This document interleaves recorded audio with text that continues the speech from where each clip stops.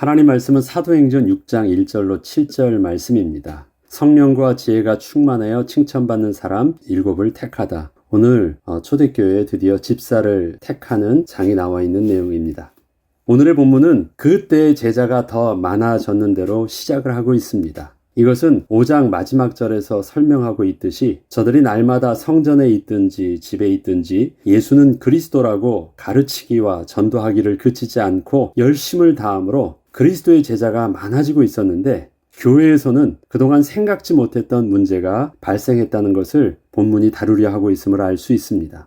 그 문제는 그동안 초대교회가 주위 사람들에게도 거룩한 영향력을 끼칠 수 있었던 중요한 영적 비밀에는 바로 모인 무리들이 다 사도의 가르침을 받아 기도에 힘쓰므로 성령의 충만함을 입게 되자 각자가 자기의 소유를 팔아 교회에 바치고 또 서로를 귀하게 섬김으로 어느 누구도 가난한 자가 없이 모든 그리스도인들이 서로 한 마음과 한 뜻이 되어 주님을 섬길 수 있었던 것이었는데 바로 그렇게 진행되고 있던 그 구제의 사역에 어떠한 문제가 발생한 것이었습니다.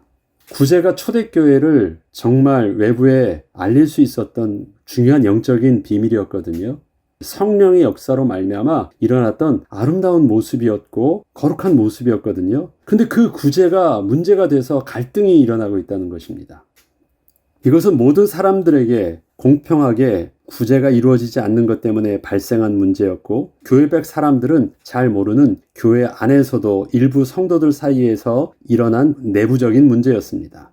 외부적으로는 여전히 구제는 멈춤 없이 잘 진행되고 있었고 구제가 되려면 여전히 많은 사람들이 자기 소유를 팔아 헌신하며 섬기는 일도 활발하게 일어나고 있었으며 이에 따라 제자의 수도 점점 더 많이 늘어나고 있었기에 전체 성도들이 볼 때는 또 외부적으로 볼 때는 별 문제를 느끼지 못하고 교회 생활을 하고 있던 상황이었습니다.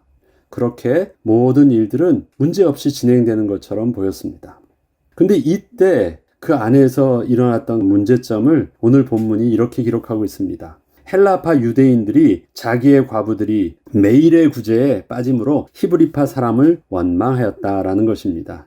매일의 구제는 교회에서 매일매일 그렇게 성도들을 섬기고 있는 그 구제에 헬라파 과부들이 제외됐다라는 것입니다. 소외되었다라는 것입니다. 그러니까 그 사람들은 도움을 받지 못했다라는 말을 하는 것이에요. 매일매일 도와주지 않으면 살 수 없는 그러한 것, 아마도 그거는 음식을 나눠주는 것이었겠죠. 그게 매일의 구제입니다. 그런데 그때 헬라파 과부들은 그 음식을 받지 못하면 어떤 일들이 일어났습니까? 이거 굉장히 직접적인 문제잖아요. 저와 여러분들이 그런 일들을 당하면 어떻겠어요? 에이 안 받아도 괜찮아. 그럴 수 있는 게 아니에요. 이거 굶어 죽는 문제입니다. 굉장히 심각한 문제예요. 그런데 과부들이 원망한 게 아닙니다. 헬라파 사람들이 보니까 자기 헬라파 과부들이 그렇게 제대로 도움을 받지 못하고 있는 상황들을 보면서 헬라파 측에 있던 그 사람들이 불평을 말하기 시작한 거예요. 원망했다라는 말은 뭐예요? 불공평하다라고 말하는 거잖아요. 이거 unfair하다라는 것을 막 이렇게 항의하고 있는 것입니다. 헬라파 유대인들이란 예루살렘에 살지 않고 있던 타 지역에서 온 유대인을 말합니다. 저들이 모든 삶에 기반이 없는 예루살렘으로 와서 신앙생활을 하기란 쉽지 않았을 것입니다. 그리고 그 숫자도 히브리파 유대인들에 비해서는 많지 않았을 것입니다. 그 중에서 과부의 입장이라면 더더욱 살기가 쉽지 않았을 것입니다. 헬라파 과부들이 매일의 구제에서 빠졌다는 것은 저들이 매일 교회에서 제공하는 구제에 도움을 받았어야 했는데 구제의 명단에서 제외되어 있다는 것이었습니다. 그런데 이러한 상황을 헬라파 사람들은 자신들이 외부에서 온 자라는 것 때문에 차별을 당하는 문제로 생각을 하고 원망과 불평을 하게 된 것이었습니다. 그렇지만 이것은 헬라파 사람들이 자신들의 입장에서 바라본 상황적 인식이었을 뿐 사실은 분명히 저들이 생각하는 것과 다를 수 있었습니다. 자기들의 입장에서는 차별당하는 것 같고 자기들 입장 속에서는 억울하게 자기들의 헬라파였기 때문에 이런 줄 알았는데 팩트를 보자면 그러지 않을 수 있었다는 것입니다. 그 이유는 얼마 전에 교회는 아나니아와 삽비라 부부의 사건을 겪으면서 하나님 앞에서 어떠한 거짓도 없어야 함을 강하게 인식하는 계기가 있었기에 저들은 교회를 섬김에 있어서는 어떠한 거짓도 없이 하려는 노력을 스스로 하고 있었음에도 불구하고 교회 내에서 불공평의 문제가 발생하여 서로 원망하는 일이 생긴 것이었기 때문이었습니다. 자, 그 앞에 부정한 일들을 했을 때 성령께서 어떻게 하셨습니까? 그 자리에서 즉사했잖아요. 여러분이라면 어떻겠습니까? 그런데도 그러한 상황을 눈앞에 보았음에도 불구하고 거짓됨으로 그렇게 차별된 마음으로 할 수 있었겠습니까? 섬기는 자는 정말 하나님 앞에서 정직하고 두려움으로 떨림으로 열심으로 잘하려고 했을 거예요. 함부로 거짓됨이 있다가는 어떻게 될지 모르는 그 하나님의 거룩함 앞에서 저들은 정말 영적으로 긴장하지 않을 수 없었을 것입니다. 교회의 모든 성도들은 모두 하나님 앞에서 순전한 마음으로 헌신하며 섬기려 하고 있었지만 저들의 열심에 상관없이 제자의 숫자가 많아지게 된 상황이 그러한 문제를 발생하게 된 것이었습니다. 저들의 거짓됨이나 저들의 어떤 편파적인 그 모습됨이 일어난 것이 아니라 사람이 많아졌다라는 상황이 발생한 거예요. 상황적 문제가 발생한 것입니다. 이 때문에 사도들은 이러한 교회 내에 발생한 문제를 보면서 누가 옳은지 잘잘못을 판결하는 권위자의 모습으로 저들 앞에 서려 하지 않았고 현재의 상황을 인식하고 하나님의 뜻이 무엇인지를 볼 수 있도록 영적 지도자의 위치에서 지금의 문제를, 저들의 문제를 접근하였던 것입니다. 지금 헬라파 사람들은 차별당하고 있다라는 문제를 말하고 있습니다. 그건 뭐냐면 저들이 잘못하고 있다, 저들이 틀렸다라는 것을 고발하고 있잖아요. 그런데 사도들은 그 문제를 히브리파 사람들의 잘못에 대한 문제를 보거나 이렇게 구제하는 사람들의 뭔가 일을 잘못하고 있는 사람의 문제로 보지 아니하고요. 사람이 많아진 상황적인 문제로 봤기 때문에 영적 지도자의 위치에서 봤습니다. 만약에 사람이 잘못했다면 그 권위를 가지고 판단하는 어떤 재판관의 위치에서 뭔가를 손을 들어주었겠죠. 그러나 그렇게 보지 않고 있습니다. 상황적 인식을 했기 때문에 지금 저들에게 올바로 지도하려고 하고 있는 영적 지도자의 위치에서 이 문제를 해결하려고 하고 있습니다. 이러한 사도들의 영적 지도력은 상황이 만든 문제를 사람의 문제로 접근함으로 발생할 수 있었던 교회의 갈등과 분열의 문제를 오히려 갱신의 기회로 삼아 교회 내에 새로운 역할을 감당할 일꾼을 세워야 했던 계기가 되게 하였습니다. 일이 필요했기 때문에 일을 해결할 수 있는 사람이 필요했죠. 그래서 새로운 역할이 주어진 것입니다. 일을 보지 못했으면 새로운 역할도 필요가 없습니다. 그런데 지금 초대교회는 새로운 일을 감당할 역할이 필요했습니다. 그래서 그에 필요한 직분자를 세워야 했던 것입니다. 사도들은 가르치기와 기도하는 것을 집중하고 있어야 했고 성도들 중에 대표가 되는 장로들은 성도들을 지도해 주었지만 이미 장로들도 있었고 또 사도들도 있었습니다. 저들이 역할들을 게을리하고 있어서 일어난 문제도 아니었습니다. 저들은 그 역할을 하고 있었습니다. 그러나 저들의 역할 속에서 감당할 수 없는 새로운 문제와 새로운 역할이 필요했던 것이에요. 이를 위해서 또 어떠한 새로운 역할이 필요했냐면 교회 내에서 다양한 문화권과 입장이 서로 다른 사람들이 함께 하게 되었다는 것입니다. 부흥하게 되니까 어떻게 돼요? 예루살렘에 있던 사람들만 모인 것이 아니라 이 소문을 듣고 유대인이었지만 또 멀리서 제사를 드리러 왔던 사람들 중에서 하나님을 만났던 사람들, 예수 그리스도를 구주로 영접했던 사람들이 함께하게 됐잖아요. 헬라파 사람들이 있었어요. 근데 헬라파 사람들이라는 것은 한 지역 사람들이 아니에요. 헬라 문화권, 당시 로마 문화권에 있었던 다양한 지역에 있던 사람들이 왔어요. 그러니까 헬라파 사람도 한 그룹이 아니잖아요. 헬라파 사람도 이 지역 저 지역 다 달랐기 때문에 오순절 마가다락방에서 몇 개 국어가 터졌습니까? 15개국의 언어가 터졌어요. 그러면 헬라 영향권이 있었다 할지라도 얼마나 방언이 달랐고 다양한 사람들이 모였습니까? 굉장히 다양한 입장 속에서 먹는 음식과 말하는 것이나 언어나 생각이나 모든 것들이 다 같을 수 없었던 상황입니다. 대화가 잘 안 돼요. 말이 안 통할 수도 있었잖아요. 문화가 틀려가지고 서로 한쪽은 손들면 오라고 하는데 한쪽은 손들면 가라고 하는 입장이에요. 한쪽은 쓰다듬으려고 손을 들었는데 한쪽은 때리는 줄 알아요. 이러면 이 상황이 너무 다를 수 있는 그 문화적 갭들도 있었습니다. 이러한 일들 속에서 어떻게 주 안에서 하나 된 모습으로 교회를 섬기며 주님의 일들을 감당할 수 있을까? 이를 위한 역할이 필요했습니다. 갈등을 원활하게 조정해주며 성도들에게 사각지대가 없이 모든 성도들이 교회의 축복을 함께 받을 수 있게 하는 데는 정말 새로운 역할과 이에 필요한 직분이 필요했던 것입니다. 이처럼 집사라는 직분은 장로라는 지도자의 위치와는 다른 그 역할을 감당하기 위해서 새롭게 부여된 직분이었습니다. 가르치고 지도하는 위치가 아닌 성도들 전체를 같은 시각으로 바라보면서 주님의 마음으로 섬길 수 있는 영적인 시선과 마음이 필요했고, 다양하고 복잡한 상황적 갈등을 원활하게 해결해 줄 수 있는 지혜가 필요한 직분이었습니다. 이를 위해서는 모든 교회 성도들에게 칭찬을 받으며 성령과 지혜가 충만한 사람을 선택해야 했습니다. 그리고 이 집사는 성도들의 대표가 되어 지도력을 발휘하는 자리가 아니었기에 한 사람이 아닌 교회 내 업무에 필요한 만큼 뽑아야 했습니다. 지도자는 한 사람이면 되었지만 섬기는 자는 필요에 따라 그 숫자는 반드시 늘어나야만 했던 것입니다. 자, 지도자가 둘이면 그것은 문제가 되죠. 결정권이 혼란이 오잖아요. 그래서 지도자는 한 사람이 필요합니다.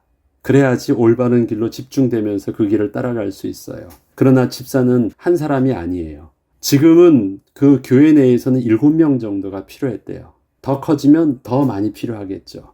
왜 그렇습니까? 집사는 권위를 가지고 판단하거나 지도하는 위치가 아니라 주어진 직분을 가지고 뒤에서 자기를 내세우지 않고 섬겨야 되기 때문에 그렇습니다. 그래서 집사라는 것은 권위자의 위치가 아니고 또 일을 더 많이 할 수 있도록, 더 잘할 수 있도록, 또 잘 감당할 수 있도록 세워진 특별한 직분인 것입니다. 그렇게 7집사가 세워졌던 것입니다. 사도들은 지금 제자의 숫자가 늘어남으로 발생한 일을 원활하게 해결하고 또 진행을 하기 위해서는 집사가 7명이 있어야 한다고 성도들에게 알렸고, 성도들이 함께 상의하여 뽑도록 하였습니다. 저들은 자신들의 대표를 뽑은 것이 아니라 섬기는 자를 세워 헌신하게 한 것이었습니다. 7집사의 이름을 보면 거기에는 헬라파 사람도 있었고 히브리파 사람도 있었고 또 외부에 있는 다양한 사람들이 어우러져 있었습니다. 종족도 달랐습니다. 언어도 다른 사람들도 있었습니다. 예수를 구주로 영접한 동일한 그리스도인이었지만 다양한 문화권의 사람들이었고 언어권의 사람들이었습니다. 그렇게 7명이 뽑혔습니다. 이렇게 세워진 7집사는 히브리, 헬라 및 다양한 지역과 사람들을 어우를 수 있는 사람들로 뽑혔고, 저들의 섬김을 통하여 교회는 더욱 왕성한 부흥을 이루어가게 되었다는 것이 7절의 내용으로 오늘 본문의 마지막입니다. 그런데 다음 시간에 좀 더 자세히 다루겠지만 이렇게 세워졌던 7집사는 집사로서의 역할을 잘하고 있다는 기록이 그 다음에 나와 있지 않습니다. 그냥 한 구절로 그렇게 세워졌고 교회는 더욱더 왕성하게 부흥하게 되었다는 내용으로 교회 내에 있었던 그 갈등들이 그 집사를 뽑음으로 잘 해결되었던 모습으로만 간단하게 기록되어 있습니다. 저들의 역할을 잘했다라는 것이죠. 근데 그 이상은 없습니다. 그리고 저들의 이름이 뒤에서도 계속 나옵니다. 빌립도 나오고 스데반도 나오고 또 이렇게 쭉 나오는데 저들에 대한 내용이 바로 그 다음에 8절부터 보면 스데반의 순교가 바로 나옵니다. 저들은 전도하는 위치에서 복음을 선포하고 있었고 또 그로 인하여 오히려 사도들보다 먼저 순교를 하고 또 어떤 집사는 또 세례를 주는 일이 그 다음에 기록되어 있습니다. 이것은 저들이 교회 내에서는 집사로서 세움을 받았기에 주어진 직무를 아주 성실하게 감당함으로 교회의 부흥을 크게 도왔지만 저들 스스로는 하나님 앞에서 복음을 전하는 삶의 모습은 잃지 않고 있었음을 보여주고 있는 것입니다. 직분으로서는 역할을 잘 감당했습니다. 그러나 자신의 개인적인 본질의 모습은 예수 그리스도의 복음을 전하는 전도자의 위치였고 또 증인의 삶을 온전히 살았다라는 것입니다. 밖으로 나가서 자기가 사도처럼 행세했다라는 것이 아닙니다. 교회 내에선 집사로서 드러내지 않고 온전히 섬겼지만 여전히 사도의 가르침을 받는 그 성도의 모습 속에서 온전함을 다했습니다. 그리고 나아가서는 다른 사람들도 다 어떻게 했습니까? 다 전도했어요. 일상의 삶 속에서 사도들만 전도하고 있었지 않았잖아요. 저들은 모이면 사도의 가르침을 받아 기도했고 흩어지면 전도했어요. 사도들이 그렇게 했다라는 것이 아니라 성도들이 그렇게 했는 것처럼 집사들도 하나님의 사람의 모습으로 그리스도의 제자된 모습으로 교회에서는 은혜를 받고 그에 더하여서 그 집사로서의 섬김도 잘 감당했고 나가서는 여전히 그리스도의 온전한 모습으로 다 복음을 증거하기에 부족함이 없었다라는 것입니다. 사람들은 이러한 착각을 또 하게 됩니다. 집사로서 열심으로 교회에서 일 잘하면 그것이 주님을 위해서 자기가 새롭게 주어진 모습이라고 생각해서 그것만 해요. 그것만 해도 된다고 생각을 해요. 그렇지 않습니다. 그것은 그냥 주어진 역할을 감당해야 되는 일입니다. 본질의 모습은 뭐예요? 그리스도인의 본질의 모습은 일 잘하는 것이 아니거든요. 그래서 일 잘하는 것 가지고 그리스도인의 모습을 어필하려고 바꾸면 안 돼요. 일 잘하는 모습 속에서 자기 모습을 숨기려 하면 안 돼요. 일 잘하는 모습은 오히려 드러내지 않도록 하고 여전히 뭐가 나와야 돼요? 나는 그리스도인의 모습이 온전히 열매로 드러나야 됩니다. 일 잘하는 것으로 열매가 드러나는 것은요, 그냥 일 잘하는 것으로 교회가 교회답게 움직여지고 있으면 되는 거예요. 내가 잘해서 된 게 아니에요. 그것 때문에 뽑아주었으니까. 그리고 그것은 한 사람도 아니잖아요. 10사람, 20사람이 다 그렇게 주어져서 주어진 역할을 감당하면 교회는 생명력 있게 돌아가요. 그럼 된 거예요. 그러나 난 누구예요? 집사가 아니라 그리스도인이에요. 그게 집사의 직분입니다. 그렇다고 한다면 장로라는 직분과 목사라는 직분 어떤 것일까요? 하나님께서 특별히 권위를 사용하라고 하셔서 드러내 보여질 뿐입니다. 왜? 그 직분 자체는 권위를 사용해야 되는 직분이니까 그래요. 높은 직분을 말하는 게 아니라 교회를 섬기기 위해서는 권위가 필요한 일들이 있잖아요. 그러니까 권위를 사용하는 것일 뿐이에요. 직분의 역할이 필요한 부분들은 그렇게 역할을 사용하는 부분이고 이것은 높고 낮음의 문제도 아니고 하나님께서 맡겨주신 자기의 직분의 정체성을 어떻게 감당해야 하느냐는 것을 올바로 이해해야 하는 문제입니다. 계속해서 다음 시간에 더 하겠습니다. 아무튼 집사로 세워졌다 할지라도 그로 인하여서 교회의 큰 위기가 해결되어졌고 복음은 왕성하게 되었지만 저들은 집사가 아니라 여전히 그리스도인이었다. 이 모습이 저와 여러분에게 있어도 신분의 정체성이 되길 주 이름으로 축복합니다. 기도하겠습니다. 하나님 아버지, 초대교회 집사는 초대교회에 일어나는 상황 속에서 새롭게 필요한 역할이었고 그렇게 만들어진 직분이었습니다. 섬김이었습니다. 드러나는 일도 아니었고 권위를 사용하는 일도 아니었습니다. 그러나 저들의 역할이 얼마나 중요했는지 교회를 교회되게 하였습니다. 모든 성도들을 하나 되게 하는데 저들의 역할은 너무도 소율정하게 사용되어지므로 교회가 더욱더 왕성케 되어지는 가장 중요한 핵심적 비밀이 되기도 했습니다. 교회는 더욱더 기도하는 일과 말씀 전하는 일에 전무할 수 있었고 그리스도의 복음의 영향력들은 더 크게 드러날 수 있었습니다. 그러나 저들은 하나님 앞에서는 또 교회에서는 여전히 거룩한 성도의 모습을 잃지 않았고 또 삶 속에서는 그리스도인의 제자의 모습으로 자신을 나타내기를 부끄러워하지 않는 온전한 그리스도인의 모습으로 섰습니다. 하나님 이것이 우리의 직분이 되게 하시고 우리의 모습이 되게 하여 주시옵소서. 감사드리며 우리 주 예수 그리스도 이름으로 기도합니다. 아멘.